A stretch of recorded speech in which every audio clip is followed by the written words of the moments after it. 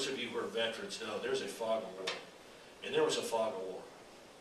I mean, 3 o'clock in the afternoon, we're in SAC headquarters in Omaha, Nebraska, looking at a 3-story tall screen, and they have 7 airplanes inbound over the Atlantic with supposedly their transponders off, theoretically under the control of hijackers.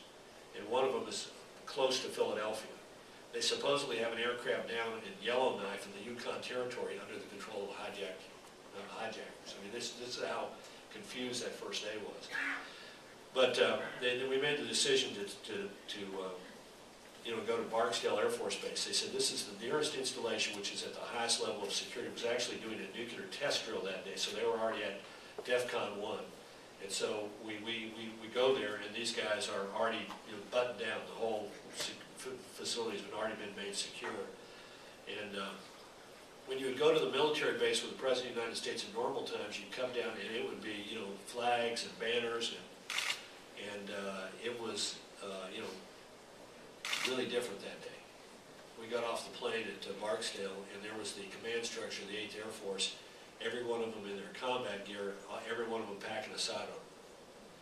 And there was no presidential limousine. They put them in I remember it was a sort of funny blue-colored Dodge Caravan minivan. The president gets into that's how he and General Keck are making their way to the headquarters. And right behind him is an armed Humvee with a guy manning a .50 caliber machine gun on top of it. And I remember when he pulled back he put a live round in the chamber. And you could hear it. I mean, you could just, I saw the guy reach up there and pull it back, and when the round went in, you could hear it. In fact, it freaked out one of the reporters. The guy from Time Magazine just completely freaked out. He's now Joe Biden's press secretary.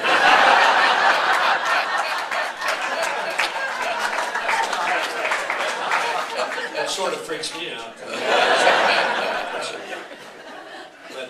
Anyway, that was it was an extraordinary day. Finally, the president, all day long, they're trying to say to the president, well, Mr. President, don't come back to Washington, don't come back. Finally, he said, I'm coming back to Washington. They said, well, you can't guarantee the security of the airspace, Mr. President. He said, do the best you can. I have confidence in you. But he said, the country wants to hear hear me speak from the Oval Office, and I want to sleep in my own bed, which was a sort of a jocular way of ending the argument. But he was mad about it. I mean, he's hot. He's not a guy who managed by anger. He said very rarely, I mean, I've known him a long time, and I can count the times that I've seen him really angry on the fingers of one hand, and this was one day where he came close to being pretty angry. And finally just sort of said, we're doing it my way. I remember when we came into what's called the National Capital Airspace, which is it's the restricted airspace around Washington, D.C., where you have to, in normal times, certain protocols have to be observed. And when I happened to be looking I was in the hallway outside the president's office, and I happened to be looking at the left side of the plane, and up out of nowhere roars up an F-16 and takes up station about 4 or 5 feet off the wingtip of Air Force One. We've been able to see when we were turning, you might be able to, earlier in the day, catch a glimpse of fighter aircraft way the heck above us or way below us when you turn. You couldn't see it when you were flying straight. But this guy came up and just took up station. I went back into the president's cabin, and I look at the right side of the plane, and there's an F-16 with a similar place on the right-hand side. And one of my colleagues said to me, that's really impressive. Do you have your camera? Can you take a picture? And I did take a picture. And both of us were talking about how amazing this was. And then we got real sober, because we realized this was not some ceremonial escort. This was the last line of defense for Air Force One. These two guys had drawn the duty of putting their birds right up next tucking them in against our wingtip. And if something got through the outer defenses, their job was to put their bird between whatever that threat was and Air Force One. It was pretty sober.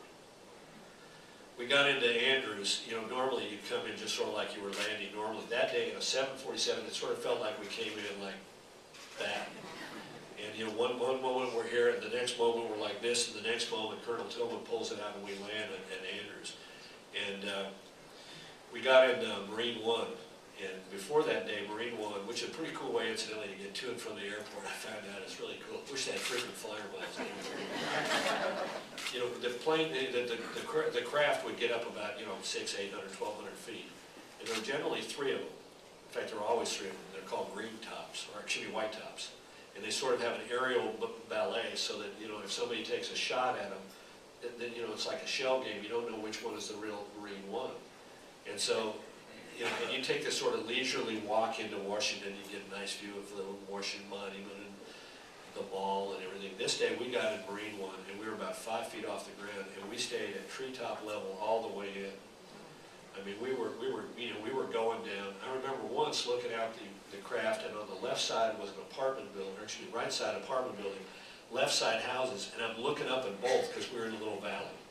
And we were screaming. I mean, we were just like, and we would come up to hills, and we'd come up like this and then down like that just on the other side of it. It was really, really amazing. We came over the last, nobody was saying anything. We came up and over the last ridge separating Maryland from the Potomac River. We came up and over and headed straight down towards the water. And I thought we were going to land in the water. And about 4 feet off of the deck of the Potomac River, the pilot pulled it up and then made a hard bank turn to go straight north into the White House. And at that point, the Pentagon came into view with smoke pouring out of the Pentagon. And Bush broke the silence by pointing out the window and saying, take a look, you're looking at the face of war in the 21st century. And with that, we screamed in over the South Mall, looked up at the Washington Monument, you know, that break about a third of the way up. We were looking up at that break. That's where they stopped building in the 1830s. And we came up and over the trees of the South Lawn and then landed on the South Lawn. And that was, you know, 9/11.